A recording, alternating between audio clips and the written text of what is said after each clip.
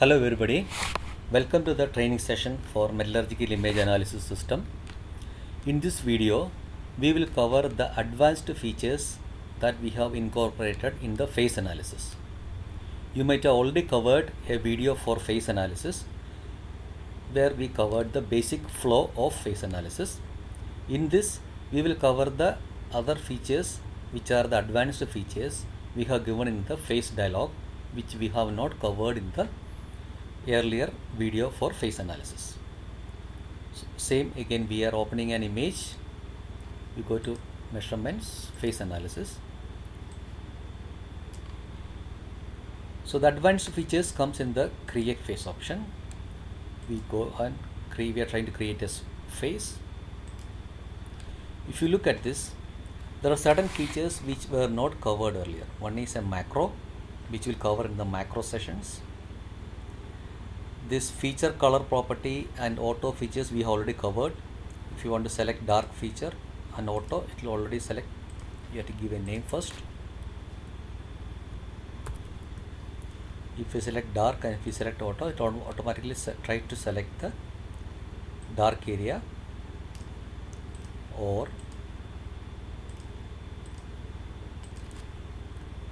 there is another way of creating a phase which is called the manual. Manual means we are using the color or the shade from the image to build our face. So when I am clicking on the manual, if you see, I have a zoom window here. I am dragging it here, which will show, basically it is showing where my mouse is, an enlarged version or magnified area around my mouse point. The red dot that you see in the center is the mouse point. So basically what we are trying to do is we are building a face from the image. So let's say I am going to create the ferrite area, which is the light area. So if you look, watch closely, if I am clicking using my mouse in this white area, see what the system does is, from the point or from the pixel where I clicked, it will collect the color and use that color and apply it across the image and mark it as part of my face. So if you see that I have already created a very small band of light area, this covers the current selection.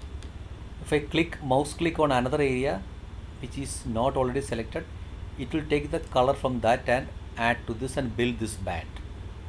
So basically, if my initial selection was, let us say 180 to 200 and I clicked on an area where 160, the new range becomes 160 to 200. If I again click on an area where it is 210, it will expand the band as 160 to 210. So that way you build your face. You can, instead of clicking, you can also, using mouse, you can define an area. You click the mouse, drag it around an area and define an area. So it will take the color from that area. So from this seed band, then now we can go and expand it and say, okay, this is my face. Now instead of thresholding, I have tried to build it from my image. This feature is useful when you have more than two faces. If you have only perlite and ferrite, you don't need to go for manual. You can depend on auto and thresholding. I can define two phases. You define first phase and take the remaining area as the second phase. But when you have more than two phases, then the thresholding may not be a right strategy to define the phases. In that case, you have to use the manual method and click on the face area which you want to select. System will take the color from that area that you clicked, from the point that you clicked, or using mouse, you click and draw a area.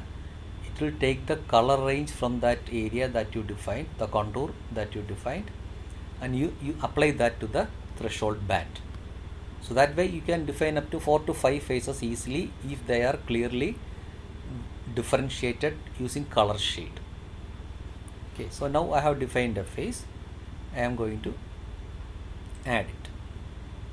So now my perlite is here 37.59%. I'm going to add another face. This time I'm going to green color. Again I am giving a name. It is P, using auto. If I click on this area, see, it created a band here using the color from the point I clicked. I can also create an area using the mouse. It will take the color from there. From this point I can expand it. Even if I overlap it, doesn't make any difference. So you don't need to really try to make it exactly like this. Even if you overlap it, since we have already defined a face here, it won't interfere with that. Change that. So this is my face. Let us say this is my second face, P1, and I'm adding it here. Now I am going to create one more face. I am going to give yellow color. It's P2. There is nothing like P1 or P2. This is for a training purpose where we have a scenario where there are more than two faces. Again I am using manual method. I click on an area here. So using mouse I can expand it. I can scan my image and select an areas where it is not selected, and from this seed band I can expand it and cover the remaining. I add my face. So I got three faces here. I save it as a program. Face program 2. Save it. I add the result. I got the result. I can straight away analyze more samples and create report. There is another feature which we can do on the same sample. Now I have saved my configuration as a program. Now if you see, I come to faces. I select my face program 2. Apply. I run. See, all my three faces are created.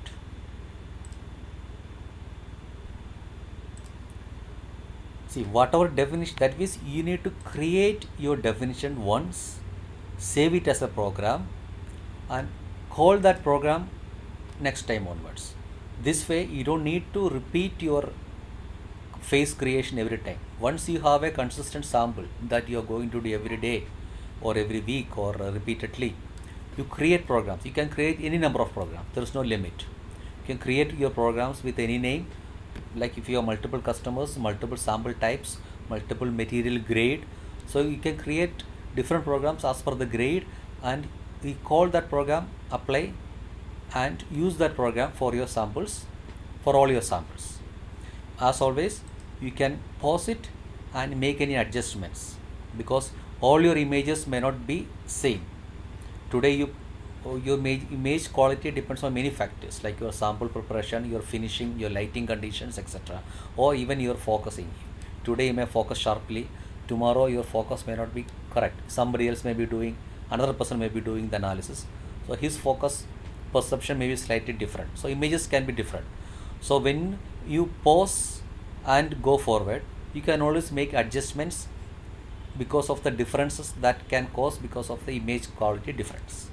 So even if you do batch processing or you use a saved program, general recommendation is used to use this pause and continue, so that you always have an option to apply some corrections or adjustments in the image because of the image intensity or quality difference. So this is one feature of face analysis, where you can manually create a face. Now we are going to show you another feature where you can, instead of analyzing the whole image, you can analyze a part of the image. We are using the same image, measurements, face analysis. You're creating a face.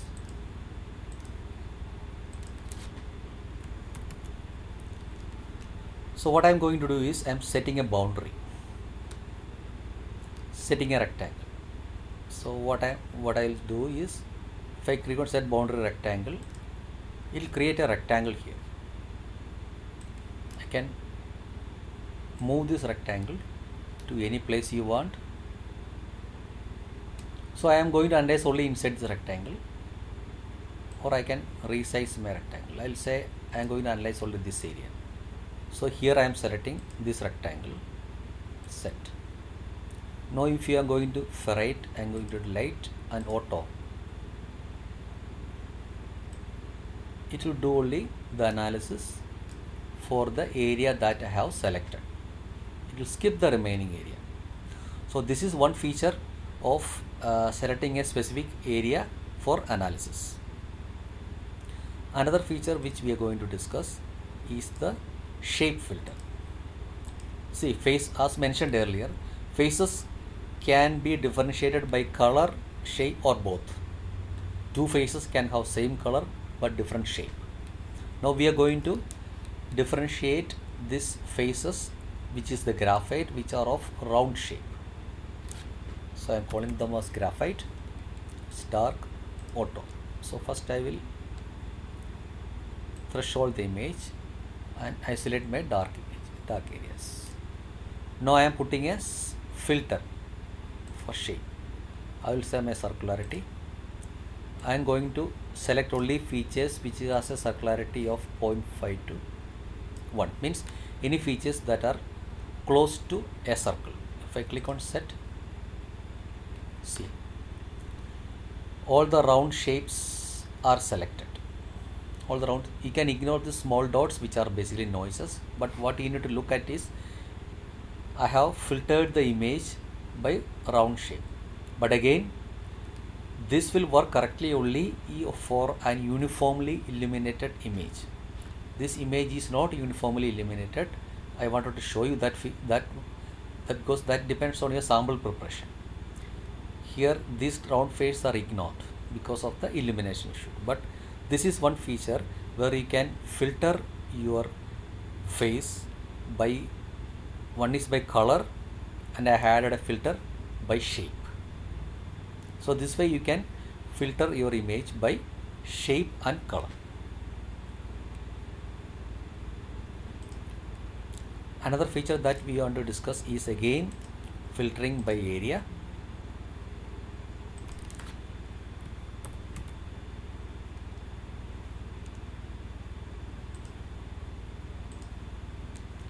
So I am setting a boundary manually.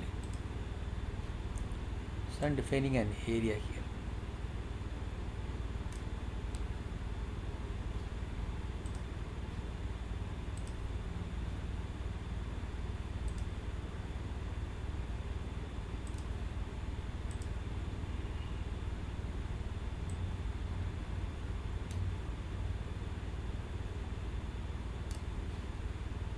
I am selecting that one.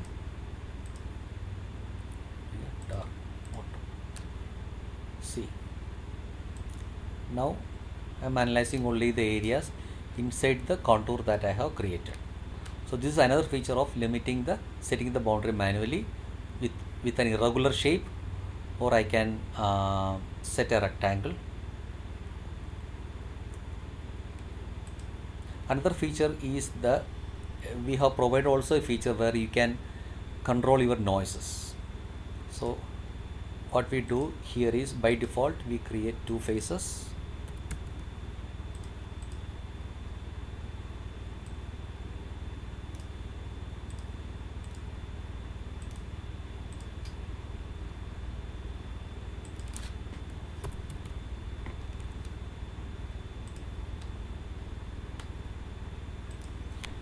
If you look at the image, you can see small dots that is in between, which are not really faces but noises. But there is a way of eliminating that. There is something called replace color. So I am replacing the color. I am telling the system this is how it will do. After defining all your faces, you click on replace color. You tell the system that whereas my forecolor is red and my background color is green, and any feature of size 50 pixels, you merge it as background. You look at the image, what is happening? See, it minimizes the noises. Similarly, you can say my forecolor is green, my background color is red, and any noises that are up to 50 pixel size, you merge it as a background.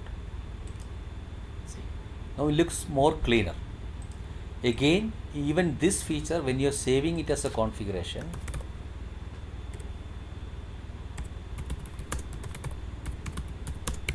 even these steps, the whatever steps we are doing manually is recorded by the system and saved as the program. To verify that, now I have done the replacing color also. To verify that, we can repeat the process. Measurements, faces. I'm selecting my program. Play. See, it looks lot cleaner because it has already applied the replace color that we have done.